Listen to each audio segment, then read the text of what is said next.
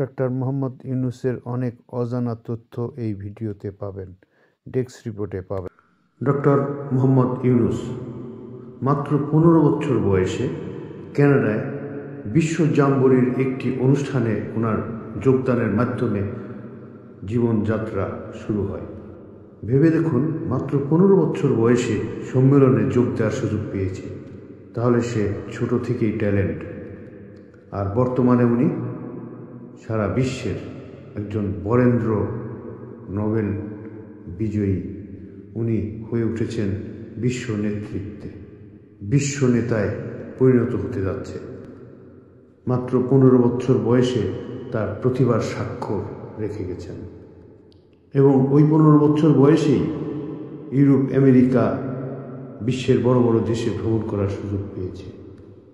নেতৃত্ব স্থানে এখন ডক্টর মোহাম্মদ ইউনূসের স্থান হয়েছে। সারা পৃথিবীতে 3-0 প্রবলেম সলভ করার ব্যাপারে উনি কাজ করে যাচ্ছেন এবং প্রতিটি দেশেই যেখানে যাচ্ছে যুবকদেরকে নিয়ে তার অগ্রযাত্রা শুরু। যুবকদেরকে এগিয়ে দিয়ে যুবকদের হাতে ক্ষমতা বুঝিয়ে দিতে চায়। এরাই হবে আগামী পৃথিবীর ভবিষ্যৎ। বিস্তারিত দেখবেন ডেস্ক রিপোর্টে। বর্তমানের সমস্ত উন্নয়ন কার্যক্রমের কিছুটা অংশ তুলে ধরা হয়েছে। ডক্টর মোহাম্মদ ইউনূস এক বিস্ফোরণ, এক উন্নয়নের নাম।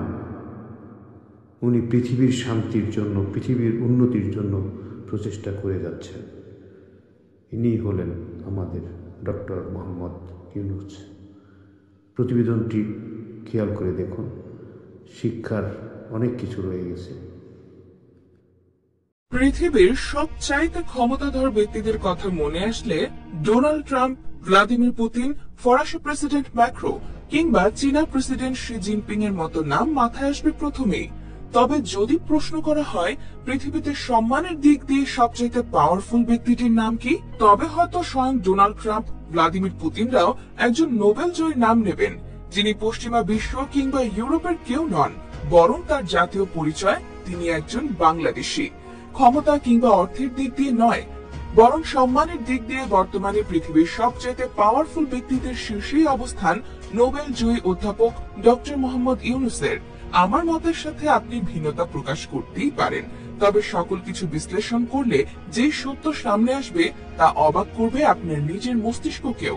শুধুমাত্র একটি নোবেল পুরস্কার তাকে এই পজিশন এনে দেয়নি, কারণ তার পূর্বে এবং পরে আরো অনেকেই জয় করেছে এই পুরস্কার। কিন্তু তিনি সাধারণ হয়েও কেন সকলের চাইতে আলাদা, চলুন সেই ব্যাখ্যাটি করা যাক। আলফ্রেড নোবেলের উইল অনুসারে 1900 সালে প্রতিষ্ঠিত নোবেল ফাউন্ডেশন নামক বেসরকারি প্রতিষ্ঠানের তত্ত্বাবধানে 1901 সালে প্রথম নোবেল পুরস্কার প্রদান করা হয়। পদার্থবিজ্ঞান, রসায়ন, চিকিৎসা শাস্ত্র, সাহিত্য, শান্তি এবং পরবর্তীতে অর্থনীতি সহ মোট 6টি বিষয়ে এই পুরস্কার প্রদান করা হয়। এ পর্যন্ত পৃথিবীতে প্রায় 1000-এর বেশি ব্যক্তি ও প্রতিষ্ঠান এই মর্যাদাপূর্ণ পুরস্কার লাভ করেছেন। বিশ্বব্যাপী সর্বাধিক গৌরবময় অর্জন হিসেবে এই পুরস্কারকে বিবেচনা করা হয়। নোবেল পুরস্কার প্রাপ্তদের নোবেল লরিয়েট বলা হয়। বাংলাদেশের ইতিহাসে এই পর্যন্ত মাত্র একজন এই পুরস্কার লাভের সৌভাগ্য অর্জন করেছেন।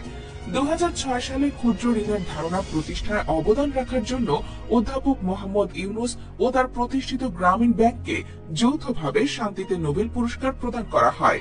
এছাড়াও শান্তিতে নোবেল বিজয়ীদের মাঝে নাম রয়েছে Barack Obama, mother Teresa, Jimmy Carter, Nelson ম্যান্ডেলার মতো সকল কিংবদন্তিদের। তবে মজার বিষয় হলো শান্তিতে নোবেল বিজয়ীদের তালিকা বেশ দীর্ঘ হলেও ডক্টর ইউনূস এদের চাইতে বেশ আলাদা।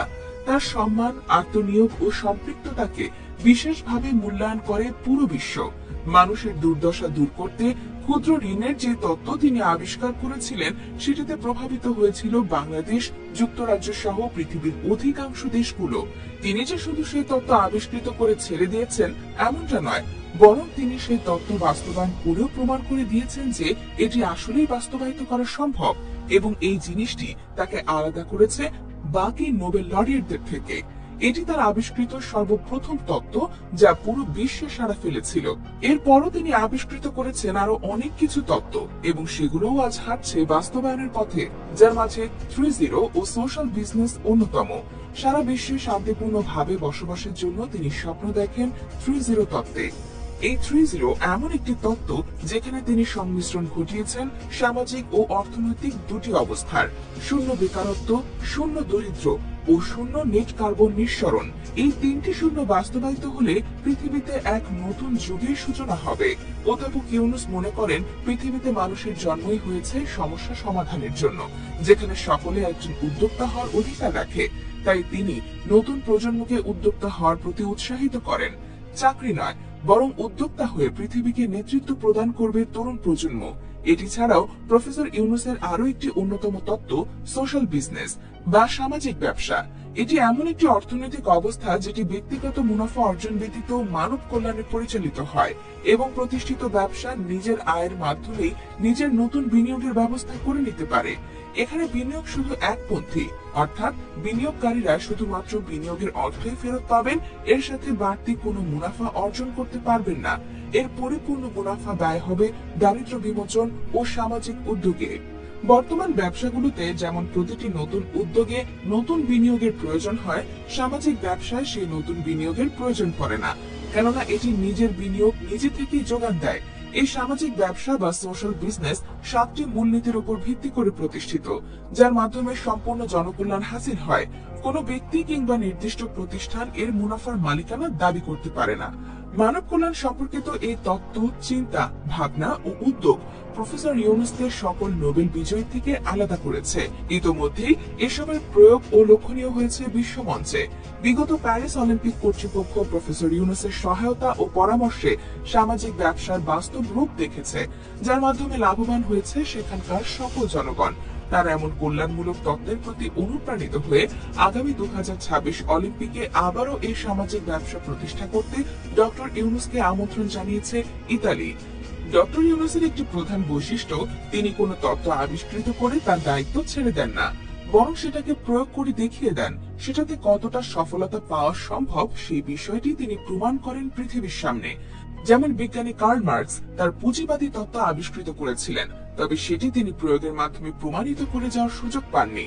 পরবর্তীতে ভ্লাদিমির লেনিন সেই তত্ত্ব সোভিয়েতের উপর প্রয়োগ করে প্রমাণ করেছেন। তাই গত 20 শতাব্দীকে আমরা কার্ল মার্কসের শতাব্দী হিসেবে বিবেচনা করি, কিন্তু professor doctor Yunus Karl Marx ও ভ্লাদিমির লেনিনের সংমিশ্রণ, অর্থাৎ একটি থিওরি বা তত্ত্বকে মার্কস ও লেনিন উভয়ে মিলে বাস্তবায়িত করেছেন। অথচ এক অধ্যাপক ইউনুস একাই একটি তত্ত্বের আবিষ্কারক ও বাস্তবায়ক। তাই এই আঙ্গিকে বিশ্লেষণ করলে একজন প্রফেসর ইউনুস কার্ল মার্কস ও লেনিনের চাইতেও অতি উত্তম। একই সাথে 20 শতাব্দী যেমন পুঁজিবাদী শতাব্দী হিসেবে পরিচিত, ধারণা করা হচ্ছে এর পরের শতাব্দী ডক্টর ইউনুসের সোশ্যাল বিজনেস বা সামাজিক ব্যবসার শতাব্দী হতে চলেছে। একজন বাঙালির তত্ত্বের উপর ভিত্তি করে পুরো একটি শতাব্দী নিজেদের সমাজ পুনর্গঠন করছে, এটি অবশ্যই গর্বের বিষয়।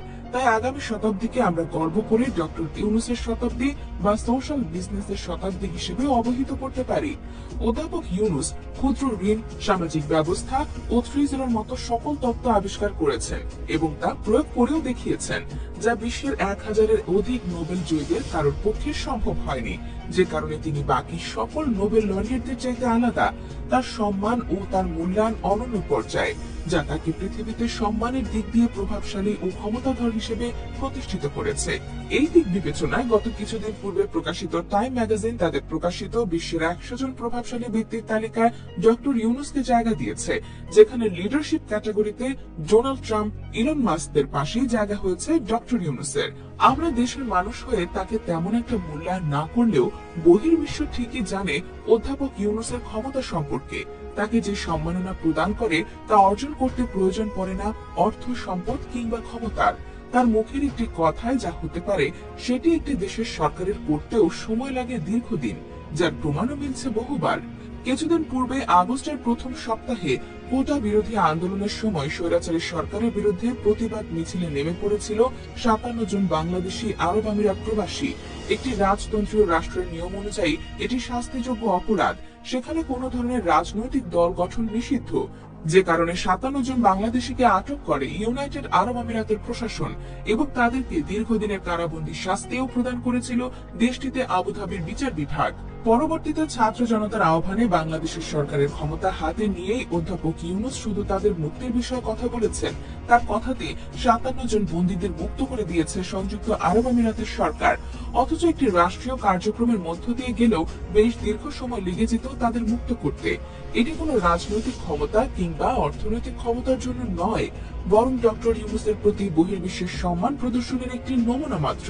এছাড়াও বিভিন্ন সময় অধ্যাপক ইউনূসের পক্ষে বিভিন্ন দেশ থেকে 192 জন নোবেল লরিয়েট বিবৃতি প্রদান করেছে, যা শুধু নোবেল বিজয়ী হিসেবে নয়, বরং তার ব্যক্তি ইনফ্লুয়েন্সার প্রভাবও বর্ণনা করে। সম্মানের দিক থেকে তিনি যে কতটা প্রভাবশালী সেটি আমরা বাংলাদেশী হয়ে উপলব্ধি করতে না পারলেও সম্মানের দিক থেকে তিনি আজ পুরো বিশ্বের সবচাইতে পাওয়ারফুল একজন ব্যক্তিত্ব।